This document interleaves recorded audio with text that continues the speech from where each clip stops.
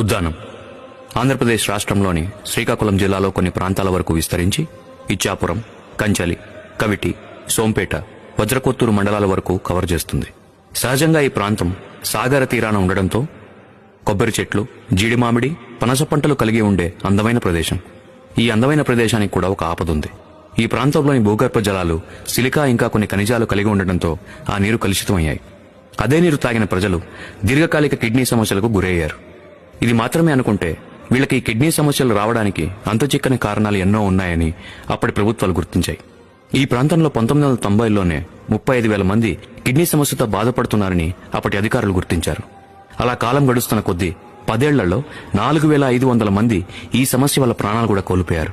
దాని గురించి world health organisation కూడా ప్రపంచవ్యాప్తంగా ఈ సమస్యని 3వ అతిపెద్ద అంతుచిక్కని సమస్యగా గుర్తించింది. ఎన్నో ప్రభుత్వాలు మారినా ఈ ప్రాంతపు ప్రజల జీవితాలు మాత్రం మారలేదు.